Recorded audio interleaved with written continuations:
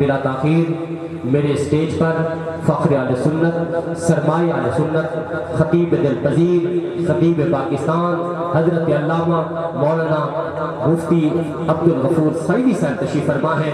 نعروں کی گونج میں استقبال کرتے ہیں، ان کی حسین کتابیں اپنے دلوں کو مستفید فرماتے ہیں۔ نعرہ تکبیر، نعرہ رسالت، نعرہ تحقیق، نعرہ حیدری، نعرہ غوثیہ، سرکار کی آمد، نجبار کی آمد، مہدی کی آمد، مدنی کی آمد، نجبار کی آمد، مہدی کی آمد، علماء اہل سنت۔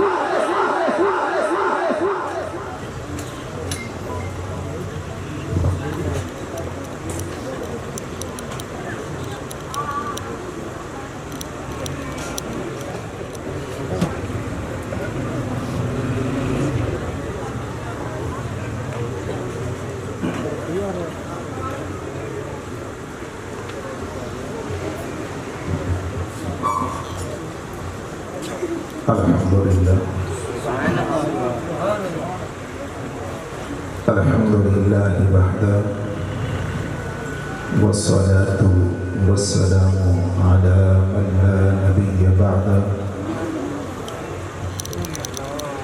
اما بعد فاعوذ باللہ من الشیطان الرجیم بسم اللہ الرحمن الرحیم إنا أعطيناك الكوثر فصل لربك وانحر إن شانئك هو الأبتر صدق الله العظيم وبلغنا رسوله النبي الكريم الأمين قال الله تبارك وتعالى في شان حبيبه مخبرا وامرا إن الله وملائكته يصلون على النبي يا أيها الذين آمنوا صلوا عليه وسلموا تسليما۔ درود پاک سرکار مدینہ صلی اللہ علیہ وآلہ وسلم کی ذات اقدس پر اللہم صلی وسلم علی سیدنا محمد وعلى آل سيدنا محمد قد ضاقت حيلتي أنت وسيلتي أدركني يا رسول الله الصلاة والسلام عليك يا رسول الله الصلاة والسلام عليك يا حبيب الله وعلى آلك وأصحابك يا نبي الله۔ بعد الحمد والصلاة حاضرین محفل، قرآن پاک کی سب سے مختصر سی سورہ مبارکہ جو اپنے الفاظ اور حجم کی اعتبار سے تو بہت ہی مختصر سی ہے، لیکن معنویت، جامعیت، فصاحت اور بلاغت کے اعتبار سے بہت عظیم اور ضخیم سورہ مبارکہ ہے۔ عظمت الشان کے حوالے سے اگر دیکھا جائے، اس کے معنی اور اسرار اور رموز پر اگر نگاہ کی جائے تو یہ کہہ دیا جائے تو بے جانا ہوگا یہ آقا علیہ السلام کی عظمت الشان کا ایک حسین اور خوبصورت سا گلدستہ ہے۔ خالق لم یزل نے اعلان فرمایا اِنَّا أَعْطَيْنَاكَ الْكَوْثَرَ، یقیناً ہم نے عطا کیا آپ کو کوثر، فَصَلِّ لِرَبِّكَ وَانْحَرْ، تو اپنے رب کے لیے نماز پڑھیے اور قربانی کیجیے۔ إِنَّ شَانِئَكَ هُوَ الْأَبْتَرُ، یقیناً آپ کا دشمن بے نام و نشان ہونے والا ہے۔ اس سورہ مبارکہ کی ابتدا لفظ اِنَّا سے کی گئی ہے، کیونکہ رب نے جو اس عطیے کا، جس انعام کا، جس احسان کا، جس اکرام کا اس سورہ مبارکہ میں ذکر فرمایا ہے، وہ اتنا عظیم، اتنا ضخیم ہے کہ بہت کم ہی کسی کے حصے میں آیا ہو۔ اور جب اللہ نے اتنے بڑے انعام کا ذکر کیا تو ہو سکتا ہے کوئی شک کرنے والا شک کر لے، کوئی مشتبہ انسان اشتباہ کا شکار ہو جائے۔ اس لیے رب العزت نے یہاں اِنَّا لفظ تاکید استعمال فرمایا، جو شک کو ختم کرنے کے لیے آتا ہے اور وہم کو یقین میں بدلنے کے لیے آتا ہے، تو بتایا جا رہا ہے لفظ ان کا استعمال کر کے کہ اللہ عز و جل کے اس انعام اور اکرام کو دیکھ کر شک کرنے والے یہ نہ دیکھ کہ انعام کتنا بڑا ہے، بلکہ یہ دیکھ کہ دینے والا کتنا بڑا ہے۔ تو اس لیے فرمایا اس کی عظمت کو دیکھ جس نے انعام اور اکرام عطا فرمایا ہے، تو ابتدا کے اندر ہی شک کی بےخونی کر دی گئی ہے، اس کو جڑ سے اکھیڑ کر پھینک دیا گیا۔ پھر آگے ارشاد فرمایا اِنَّا أَعْطَيْنَاكَ، ہم نے آپ کو عطا کر دیا ہے، ہم نے عطا کر دیا۔ اسلام نے جو ہمیں عقیدہ دیا، توحید کا عقیدہ، اللہ کی وحدانیت کا اقرار کرنا اور اس کا اعتراف کرنا ہے۔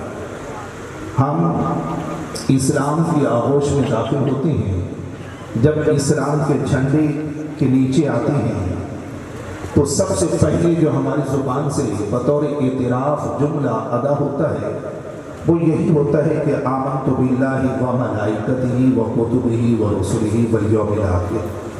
اور جب یہ اعتراف اور اقرار ہو جاتا ہے تو پھر ہم اس کی وحدانیت کا اقرار کرتے ہوئے کہتے ہیں اشہد ان لا الہ الا اللہ وحدہ لا شریک لہ، ہم گواہی دیتی ہیں کہ اللہ کے سوا کوئی معبود نہیں ہے، وہ وحدہ ہے، وہ اکیلا ہے، لا شریک لہ، اس کا کوئی شریک بھی نہیں ہے۔ یہ اسلام کا عقیدہ ہے جو اہل ایمان کو عطا فرمایا گیا کہ اللہ ایک ہے، وہ وحدہ لا شریک ہے، اس کا کوئی شریک نہیں ہے، اس کا کوئی ثانی نہیں ہے، اس کا کوئی ہمسر نہیں، ہم پلہ نہیں ہے، وہ وحدہ ہے، وہ یکتا ہے۔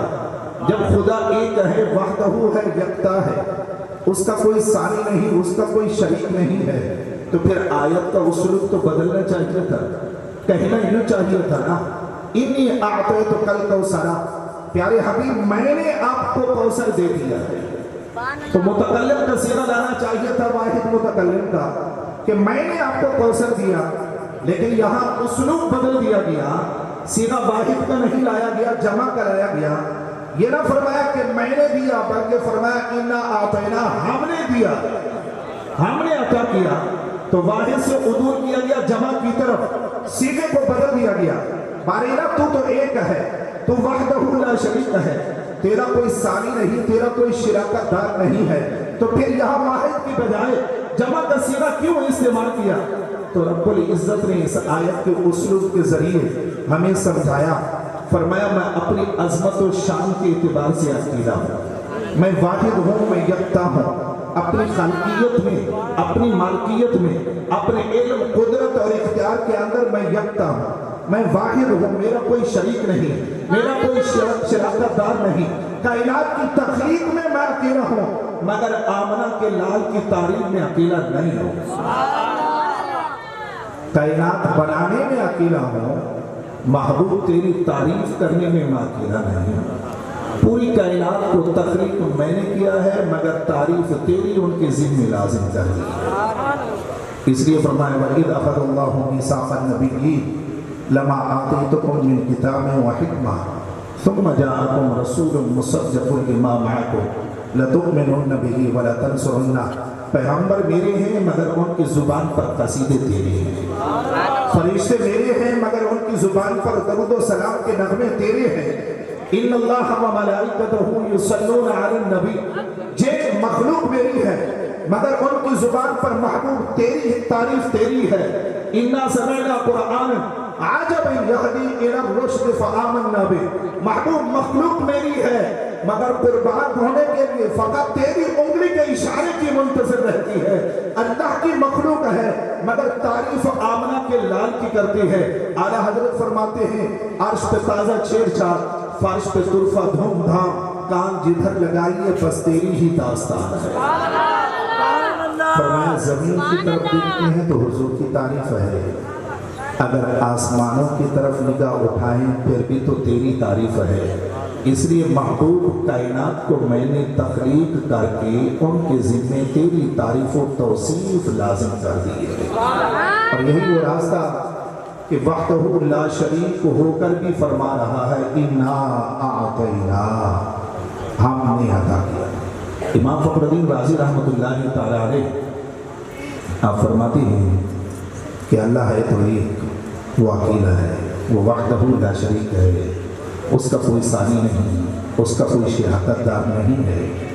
لیکن یہاں صیغہ جمع کا استعمال کر کے اس میں اشارہ کیا گیا اس بات کی طرف کہ محبوب میں اکیلا ہو کر بھی ساری قوتوں کا مالک ہوں، ساری طاقتوں کا مالک ہوں، ساری عظمتوں کا سر چشمہ میری ہی ذات ہے، لہذا ذات کے اعتبار سے میں تنہا واحد ضرور ہوں، مگر قوت و پاور کے اعتبار سے میں اکیلا نہیں ہوں، اس لیے کہ کائنات کہ ہر چیز انفرادی طور پر ہو یا اجتماعی طور پر، خواہ وہ انسان کی صورت میں ہو، خواہ وہ جنات کی صورت میں یا فرشتوں کی صورت میں، ساری مخلوق کے خدا جمع ہو کر اللہ عز و جل کی قدرت، اس کی طاقت، اس کی عظمت اور اس کے اختیار کا مقابلہ نہیں کر سکتے۔ جب کائنات کی ساری قوتیں جمع ہو جائیں تو اللہ عز و جل کی قوت اور طاقت کا مقابلہ نہیں کر سکتی، تو رب العزت اپنی قوت اور طاقت کے اعتبار سے، اپنی اختیار، اپنی قدرت کے اعتبار سے یہاں سیدھا جمع کا استعمال کر کے اشارہ کر دیا،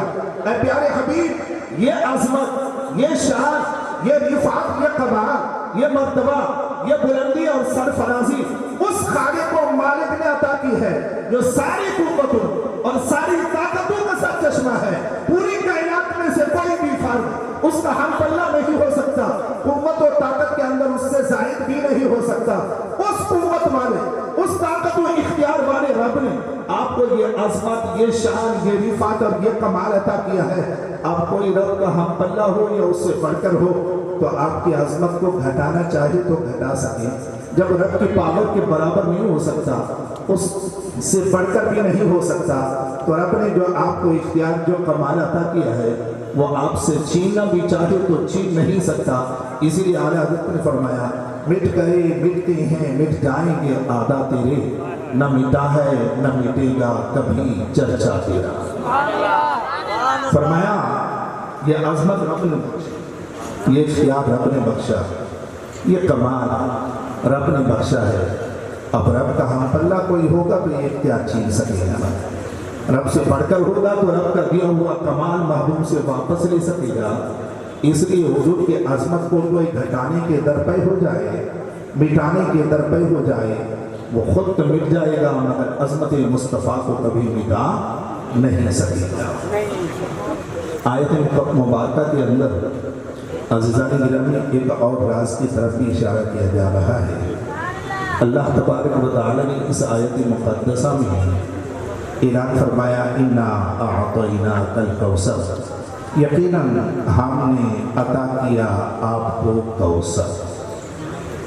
ہم قرآن کریم کا اگر بنظر غیر مطالعہ کریں تو ایک چیز ہمیں قرآن کریم کے اندر ملتی ہے، اللہ تبارک و تعالی جب کسی اور کا ذکر فرمائے تو اس کے لیے الفاظ اور ہوتی ہیں، جب آمنہ کے لال کا ذکر فرمائے تو اس کے لیے الفاظ کچھ اور ہوتے ہیں۔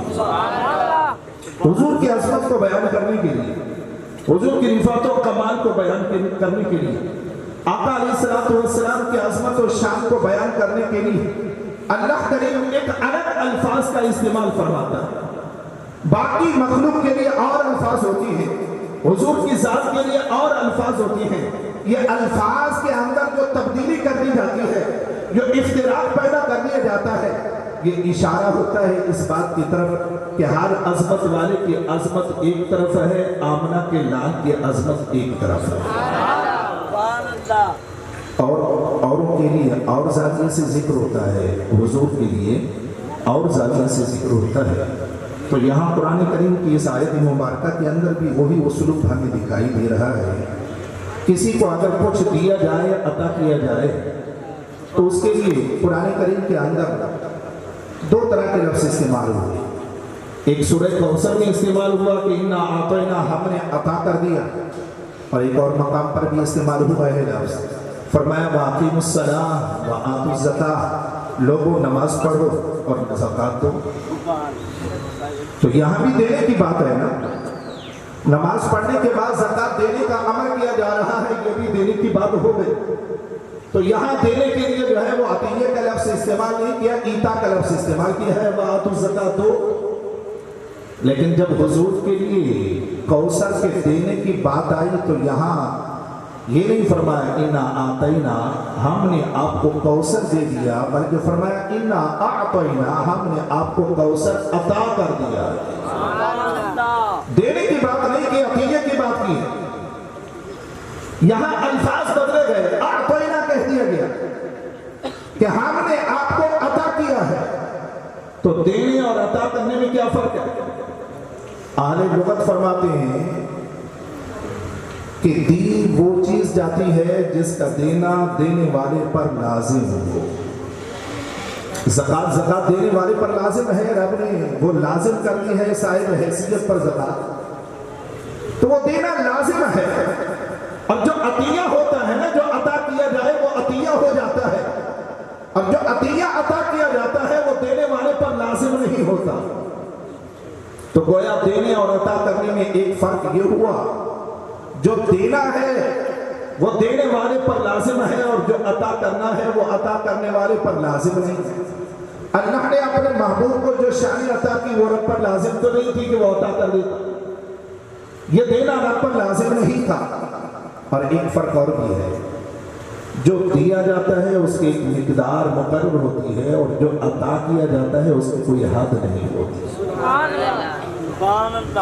اس لیے زکات کی مقدار مقرر ہے، صاحب حیثیت پر دینا لازم ہے، مگر اس کی مقدار مقرر ہے کہ 40 درہم میں سے 1 درہم دے، اور 80 دراہم میں سے 2 درہم دے، 100 دراہم میں سے 2.5 درہم زکات نکالے۔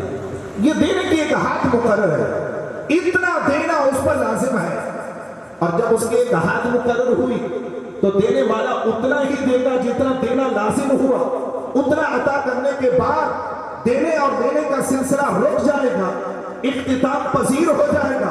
لیکن جو عطیہ ہوتا ہے، گفٹ ہوتی ہے، تحفہ ہوتا ہے، وہ دینا لازم نہیں ہوتا، وہ محض احسان کے طور پر، وہ محض فضل کے طور پر، وہ محض کرم کے طور پر دیا جاتا ہے، اور اس کی کوئی حد مقرر نہیں ہوتی، بلکہ دینے والا اس وقت تک دیتا رہتا ہے جب تک کہ لینے والا خود راضی نہ ہو۔ تو گویا دینے والے کے دینے کی انتہا لینے والے کی رضا پر موقف ہوتی ہے۔ تو یہاں رب العزت نے لفظ اعطینا استعمال کیا، ہم نے آپ کو عطا کر دیا۔ تو لفظ عطا سے مسئلہ سمجھایا، محبوب یہ جو میری عطا کا سلسلہ آپ کی ذات پر جاری ہو سکا ہے، یہ ازل سے لے کر ابد تک جاری رہے گا، یہ کبھی ختم ہونے نہیں پائے گا۔ دن گزرتے رہیں گے، راتیں بیتی رہیں گی، دن اور رات آتے اور جاتے رہیں گے، لیل و نہار کا سلسلہ جاری رہے گا، زمانے کی گردش جاری رہے گی، مگر محبوب میری عطا کا آپ کی ذات پر جو سلسلہ ہے یہ جاری و ساری رہے گا، اس میں تعطل نہیں آئے گا، اس میں انقطاع نہیں آئے گا، یہ اختتام پذیر نہیں ہوگا۔ وقت گزرتا رہے گا مگر عطا کا سلسلہ جاری رہے گا۔ جب عطا کا سلسلہ جاری رہے گا دوستو، وقت گزرتا جب رہے گا، حضور کی عظمت و شان میں اضافہ ہوتا رہے گا۔ اس لیے قرآن میں اعلان کر دیا، وَلَلْآخِرَةُ خَيْرٌ لَكَ مِنَ الْأُولَىٰ، پیارے محبوب آپ کی ہر آنے والی گھڑی پہلی گھڑی سے بہتر ہو، کیونکہ وقت گزرتا جائے گا، رب کی انعامات کا سلسلہ بڑھتا جائے گا، اور حضور کی عظمت و شان میں اضافہ ہوتا جائے گا۔ تو یہ رب کا عطیہ ہے، رب اس وقت تک دیتا رہے گا جب تک لینے والا محبوب راضی نہیں ہو جاتا۔ تو یا رسول اللہ آپ کب راضی ہو جائیں گے؟ آپ کب رضا کا اظہار کریں گے؟ حضور فرماتے ہیں میں اس وقت تک راضی نہیں ہوگا جب تک کہ میرا آخری امتی دوزخ سے نکل کر جنت میں داخل نہیں ہو جائے گا، فردوس میں رسول ہمارا نہ جائے گا جب تک کہ ہر ایک امتی بخشا نہ جائے گا۔ ارے دوزخ میں تو کیا میرا سایہ نہ جائے گا، کیونکہ رسول پاک سے دیکھا نہ جائے گا۔ اسی لیے آقا حضرت نے فرمایا تھا करके तुम्हारे गुना, मांगे तुम्हारी पना, तुम कहो दामन में आ, तुम पे करोड़ दरूद। हुजूर आपके हुक्म अमल करें, आपके अहकामात से इन्हिराफ करें, आपके फरामीन से मुंह मोड़ लें, हम बेरहरवी का शिकार हो जाएं, आपकी बताई हुई राहों को छोड़ दें, आपके बताए हुए तरीके से हट जाते हैं, गुनाह भी आपका करते हैं, नाफरमानी भी आपकी करते हैं, मगर कुर्बान जाओ आमना के लाल, आप फिर भी हमें जहन्नम में देखकर गवारा नहीं करते। आप फिर भी फरमाते हैं मैं उस वक्त तक राजी नहीं होगा जब तक कि मेरा रब, जब तक कि मेरा आखिरी उम्मती दोज़ख से निकलकर जन्नत में दाखिल नहीं हो जाए। मैंने एक बुजुर्ग के बारे में पढ़ा था, उन्होंने कहावत बयान की, तफसीर बयान की। वो कहते हैं कि एक बादशाह ने ऐलान कर दिया, उसने कहा ये गिफ्ट है, तोहफा है मेरी तरफ से, और आप इस मेरी सल्तनत के अंदर आपको जो सबसे ज्यादा महबूब हो और प्यारा हो ना, ये तोहफा मेरी तरफ से उसे अता कर दें।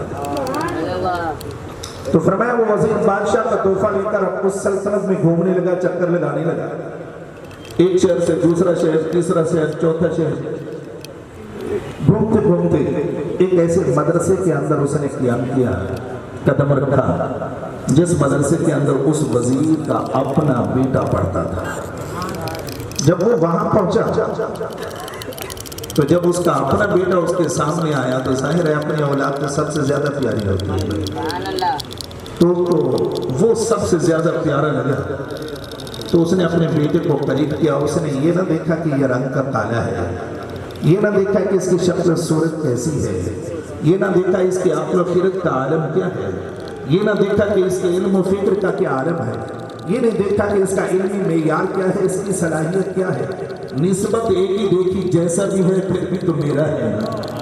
बस इसी एक निस्बत को देखते हुए उसे अपने सीने के करीब किया और सीने से उसे लगाकर वो तोहफा उसे अता कर दिया। जब वापस आया तो बादशाह के बाप ने उससे पूछा, वो तोहफा जो मैंने तुम्हें अता किया था और मैंने कहा तुम्हें जो सबसे ज्यादा प्यारा और महबूब हो उसे अता करना, ये बता उसे किसको अता किया? उसने कहा जी मैंने आपकी पूरी सल्तनत का चक्कर लगाया, लेकिन मुझे अपने लगते जिगर से, अपने नूर नजर से और अपने बेटे से बढ़कर मुझे कोई प्यारा नजर नहीं आया, इसलिए तेरा अता करदा तोहफा मैंने अपने बेटे को ही अता फरमा दिया।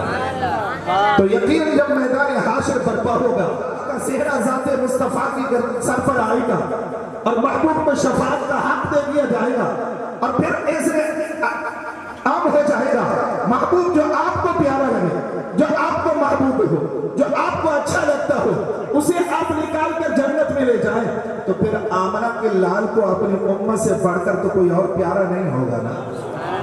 तो इसलिए फरमाते हैं मैं उस वक्त तक रिजा का इजहार नहीं करूंगा जब तक कि मेरा आखिरी उम्मती भी वहां से निकल कर जन्नत में दाखिल ना हो जाए। जब हुजूर रब का के सामने अपने अतीये के अंदर रजा का इजहार फरमाएंगे तो रब फरमाते तब जाकर मेरी अताओं का सिलसिला थमेगा, वरना उस वक्त तक जारी रहेगा।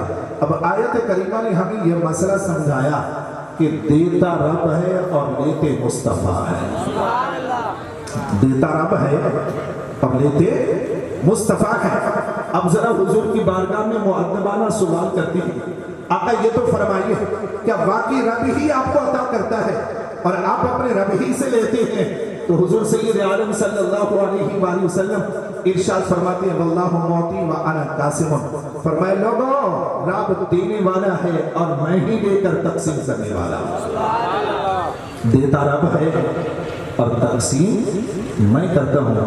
हदीस पाक पर अगर आप ग्रामर की रूह से निगाह डाल देना तो इसके अंदर कमाल का राज मौजूद है। हुजूर सय्यद आलम सल्लल्लाहु अलैहि वसल्लम ने यहाँ दो जुमले इस्तेमाल किए। पहला जुमला यह है वल्लाहु मुअती, रब देने वाला है, और दूसरा जुमला है व अना कासिमुन, मैं तकसीम करने वाला हूँ।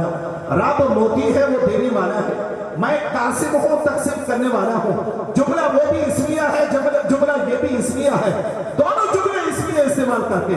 और जुमले इसमिया की खूबी ये होती है कि वो जमाने की कैद से पाक होता है, ना तो उसके अंदर जमाना माजी होता है, ना जमाना हाल होता है, ना इस्तिक़बाल होता है। यहाँ दोनों जुमले इस्तेमाल किए, दोनों जुमलों को زمانے سے پاک کر دیا گیا، جس میں اشارہ ہے اس بات کی طرف کہ رب دے رہا تھا، دے رہا ہے اور تا قیامت دیتا رہے گا۔ اے لوگوں، محمد عربی تقسیم کر رہا تھا، کر رہا ہے اور تا قیامت تقسیم کرتا رہے گا۔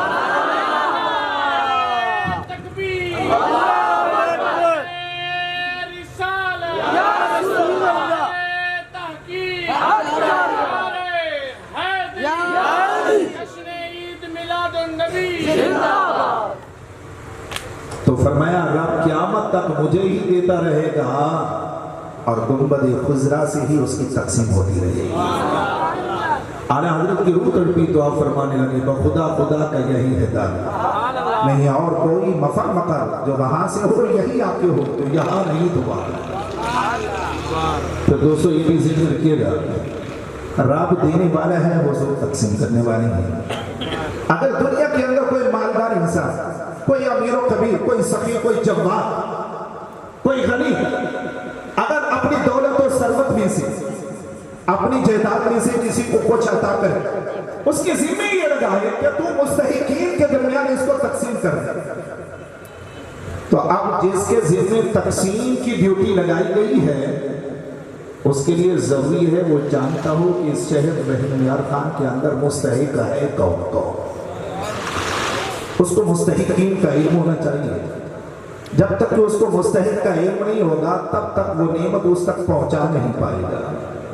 اور دوسرے نمبر پر اس کو یہ بھی علم ہونا چاہیے کہ مستحق ہے کون اور اس کو کس طرح کی نعمت کی ضرورت ہے، وہ اس کو بھی جانتا ہے۔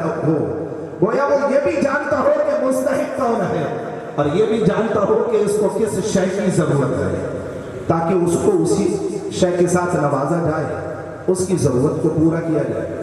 اب دیکھیے، اگر کوئی آدمی بیمار ہو تو اسے دوائی کی ضرورت ہوگی، کوئی بھوکا ہے تو اسے کھانے کی ضرورت ہوگی، بے گھر ہے تو اسے گھر کی ضرورت پڑے گی۔ تو ہر انسان کی ضرورتیں مختلف ہوا کرتی ہیں، اور ہر ضرورت مند کی ضرورت کو تبھی پورا کیا جا سکتا ہے نا جب ان کی ضروریات سے بھی آپ واقف ہو جائیں۔ تو واللہ معطی وعن القاسم کے فرمان سے یہ مسئلہ بھی حل ہو گیا۔ حضور نہ صرف رب کی نعمتوں کو تقسیم کرنے والی ہیں بلکہ مخلوق خدا میں ضرورت مندوں کو بھی جاننے والے ہیں اور ان کی ضرورتوں کو بھی پہچاننے والے ہیں۔ ضرورت مندوں کو بھی جاننے والے ہیں اور ان کی ضرورتوں کو بھی حضور پہچاننے والے ہیں۔ میں نہیں کہہ رہا یہ بات، حضرت سعید بن المسیب رضی اللہ تعالیٰ عنہ جو تابعین میں سے ہیں، جن کے بارے میں میرے آقا نے اعلان کیا تھا خیر القرون قرنی ثم الذین یلونہم ثم الذین یلونہم، لوگوں بہترین زمانہ میرا زمانہ ہے، اس کے بعد والوں کا زمانہ پھر اچھا زمانہ ہے، پھر ان کے بعد والوں کا اچھا زمانہ ہے۔ تو یہ دوسرے خیر القرون میں سے ہے، تابعین میں سے ہے۔ حضرت سعید بن المسیب جلیل القدر تابعین میں سے، اپنے وقت کے بہت بڑے فقیہ، بہت بڑے محدث، بہت بڑے عالم ہیں۔ آپ اعلان فرماتے ہیں، آپ فرماتے ہیں لیس من یوم الا تعرض علی النبی صلی اللہ علیہ وسلم غدوة وعشیة فیعرفهم بسیماهم واعمالهم فلذلك یشهد علیکم۔ فرمایا کوئی دن ایسا نہیں ہوتا سورج طلوع ہو کر غروب ہو جاتا ہو مگر اس حال میں طلوع ہو کر غروب ہو جاتا ہے، میرے آقا کی پوری امت کو اٹھا کر صبح کے وقت بھی اور شام کے وقت بھی حضور کے سامنے پیش کر دیے جاتے ہیں۔ آقا علیہ السلام اپنے امت کی شکلوں سے انہیں جانتے بھی ہیں اور ان کے اعمال کو پہچانتے بھی ہیں۔ حضور شکلوں سے بھی جانتے ہیں، اعمال سے بھی پہچانتے ہیں۔ میرے آقا کو یہ بھی خبر ہوتی ہے کہ میرا کون سا امتی ہے، کہاں رہتا ہے، اس کا قد کیسا ہے، چھوٹا ہے یا بڑا ہے، گورا ہے یا کالا ہے، رنگت ہے، سیاہ ہے یا سفید ہے، خوبصورت ہے یا بدصورت ہے، بوڑھا ہے یا جوان ہے۔ حضور ان سب چیزوں کو پہچاننے والے ہیں، اپنے امت کی شکلوں کو بھی پہچاننے والے ہیں اور ان کے اعمال کو بھی جاننے والے ہیں۔ تو پتہ یہ چلا کہ حضور امت کے احوال سے باخبر رہتے ہیں۔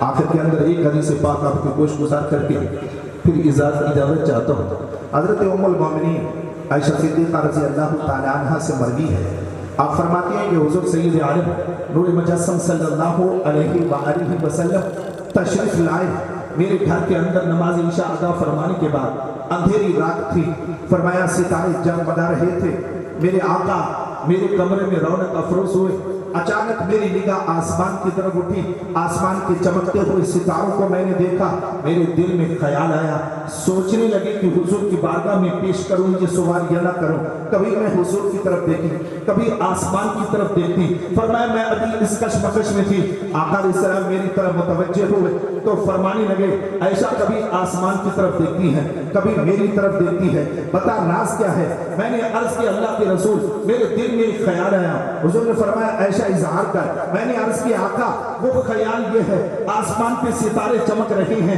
میرے دل میں یہ بات آتی ہے کہ آپ کی امت میں سے ایسا فرد بھی ہے جس کی نیکیاں آسمان کے ستاروں کے برابر ہونا کم ہونا زیادہ۔ اور صحیح طور پر اگر آپ اس سوال کی طرف متوجہ ہوں تو یہ ادنا سا معمولی سا سوال ہے، لیکن اگر آپ اس کی گہرائی کی طرف جائیں تو یہ بہت بڑا سوال ہے۔ بی بی صاحبہ نے یہ سوال کیا کہ آپ کی امت میں سے ایسا فرد بھی ہے جس کی نیکیاں آسمان کے ستاروں کے برابر ہوں، نہ کم ہوں نہ زیادہ ہوں، تو یہ تو ضروری ہے نا، یہ تبھی جواب دیا جا سکتا ہے جب حضور کو ستاروں کی مقدار کا بھی علم ہو، امت کے احوال کا بھی علم ہو، ورنہ جواب نہ ممکن ہے۔ بھئی آپ سے کوئی سوال کر لے کہ آپ کے سامنے یہ دو دروازے ہیں، دونوں بڑے ہیں یا ان میں سے ایک چھوٹا ہے یا بڑا ہے، تو ظاہر ہے آپ انچی ٹیپ لیں گے، اس کی لمبائی چوڑائی کی پیمائش کریں گے، پھر کیلکولیٹ کریں گے، پھر آپ نتیجہ اخذ کر کے سامنے رکھیں گے کہ دونوں برابر ہیں، یا فلاں دروازہ اتنے چھوٹا ہے، اتنے سطر چھوٹا ہے اور فلاں اتنا بڑا ہے، یہ تبھی جب پیمائش کر لیں گے نا، اس کے بغیر تو ممکن نہیں ہے کہ آپ حق میں جواب دے سکیں۔ یہاں میرے آقا سے سوال ہوا کیا آپ کی امت میں سے کوئی ہے جس کی نیکیاں آسمان کے ستاروں کے برابر ہو؟ پتہ یہ چلا بی بی صاحبہ کا عقیدہ یہ تھا سر عرش پر ہے تیرا گزر، دل فرش پر ہے تیری نظر، ملکوت ملک میں کوئی شے نہیں وہ جو تجھ پہ عیان ہے۔ حضور آسمان پہ چمکنے والے ستاروں کو بھی جانتے ہیں، زمین پہ بسنے والی مخلوق کو بھی پہچانتے ہیں، اور پھر آپ کے علم میں یہ بھی بات ڈالتا چلوں میں، آسمان پہ چمکنے والے ستارے تو مختلف ہیں نا، ستارے صرف وہ نہیں ہیں جو رات کو چمکتے ہیں، کچھ ستارے وہ بھی ہیں جو دن میں روشن ہوتے ہیں مگر سورج کی روشنی کی وجہ سے نظر نہیں آتے، اور پھر رات کو چمکنے والے ستاروں کی کیفیات مختلف ہوتی ہیں، کچھ بڑے ہوتے ہیں کچھ چھوٹے ہوتے ہیں، چھوٹے ایسے ہوتے ہیں جو چمکتے ہیں مگر نظروں سے اوجھل رہ جاتے ہیں، اسی طرح حضور کی امت کے احوال بھی مختلف ہیں، ان کی نیکی اور برائی کی کیفیات بھی مختلف ہیں، کچھ تو نیکیاں خلوتوں میں کر لی جاتی ہیں اور کچھ نیکیاں جلوتوں میں ہو جاتی ہیں، کچھ غاروں میں ہوتی ہیں تو کچھ پہاڑوں میں ہوتی ہیں، کچھ نیکیاں سفر میں ہوتی ہیں، کچھ حضر میں ہوتی ہیں، پھر امت مختلف مقامات پر رہتی ہے، کوئی امتی مشرق میں رہتا ہے تو کوئی مغرب میں رہتا ہے، کوئی شمال میں رہتا ہے تو کوئی جنوب میں رہتا ہے۔ ام المومنین نے سوال کر لیا آقا آپ کی امت میں سے کون ہے جس کی نیکیاں آسمان کے ستاروں کے برابر؟ تو نتیجہ یہی نکلا نا کہ ام المومنین کا عقیدہ یہ تھا کہ حضور ستاروں کی مقدار سے بھی باخبر اور امت کے احوال سے بھی باخبر۔ اچھا دوستو، بات یہ ہے سائل کی مرضی اس کے دماغ میں کچھ بھی آ سکتا ہے، وہ کچھ بھی دہرا سکتا ہے، کوئی سوال بھی اپنی زبان پر لا سکتا ہے، اس کا اظہار کر سکتا ہے، مگر ضروری تھوڑا ہے جب سائل سوال کر لے تو مجیب کے پاس اس کا جواب بھی موجود ہو سکتا ہے اس کا جواب اسے آتا ہو اور ممکن ہے نہ آتا ہو۔ یہاں بی بی صاحبہ نے سوال تو اتنا بڑا کر لیا تھا تو سرکار اسے یہ جواب دے دے، عائشہ تو نے پوچھ ہی لیا تو ذرا صبر کر لے، جبریل امین آ جائیں گے، ہم ان سے پوچھ لیں گے، پھر آپ کو بتا دیں گے کہ ایسا کوئی فرد ہے بھی صحیح یا نہیں، اگر ہے تو اس کا نام کیا ہے، وہ کہاں رہتا ہے، اور نہ ہی یہ فرماتے عائشہ کاغذ قلم لے آؤ ذرا ہم ٹوٹل تو لگا لیں، حساب و کتاب کر لیں، پھر نتیجہ اخذ کر کے تمہیں سمجھاتے ہیں، ایسا کوئی جواب نہیں۔ میرے آقا نے فی البدیع اور فوراً رب کے عطا سے فوراً ہی جواب دیا۔ میرے آقا نے فرمایا عائشہ تیرا سوال یہ ہے کہ میری امت میں سے کوئی ہے جس کے لیے کہ آسمان کے ستاروں کے برابر ہو، نہ کم ہو نہ زیادہ؟ فرمایا ہاں، عمر بن خطاب ایسا شخص ہے جس کے لیے کہ آسمان کے ستاروں کے برابر ہے۔ حضرت उम्मुल मोमिनीन आयशा सिद्दीक़ा ने असल जब सवाल किया था ना, तो उनके दिल में ये बात आई थी कि हुजूर मेरे अब्बा जान का नाम नहीं। सिद्दीक़ अकबर के बारे में बताएंगे कि उनकी नेकी आसमान के सितारों के बराबर है। लेकिन यह जवाब तो बरअक्स आ गया। जवाब आया उमर बिन खत्ताब के बारे में, तो उम्मुल मोमिनीन से रहा ना गया, फौरन सवाल किया, हुजूर ये तो उमर बिन खत्ताब की नेकियों का क्या हाल है, अब ये तो फरमाइए मेरे अब्बा जान की नेकियों का क्या हाल है। तो आका अलैहिस्सलातु वस्सलाम ने फरमाया, शाह हिजरत वाली रात जो तेरे वालिद ने मेरे साथ रहकर खिदमत की थी ना जाने सारी की हालत में, फरमाया सिद्दीक़ अकबर की एक नेकी उमर की जिंदगी भर की सारी नेकियों से अफजल हुआ। हज़रत उमर बिन खत्ताब के बारे में मिशकातुल मसाबी में हदीस आ चुकी है, आप जब तन्हाई में बैठे होते ना तो ठंडी सांसें लेते, कहते हाँ उमर, ठंडी सांसें लिया करते, हाय उमर। किसी ने पूछा, हुजूर आप जब भी तन्हाई में बैठे होते हैं तो फिर ठंडी सांसें और बड़ी बड़ी सांसें लेते हैं, ऐसा की क्या बात है। फरमाया, काश उमर से सिद्दीक सौदा कर लेता, उमर की सारी नेकी लेता, हिजरत वाली सारी सिर्फ एक नेकी दे देता तो वो काफी होती। दुआ फरमाइए कि अल्लाह करीम हमारे दिलों के अंदर हुजूर सय्यद आलम नूर मुजस्सम सल्लल्लाहु अलैहि वसल्लम की उल्फत व मोहब्बत को रासिक फरमाए, हुजूर की मोहब्बत में हमें जिंदा रखे, हुजूर की मोहब्बत पे ही हम सबको मौत नसीब फरमाए। आमीन आमीन आमीन। व आखिर दावाना अल्हम्दुलिल्लाहि रब्बिल आलमीन।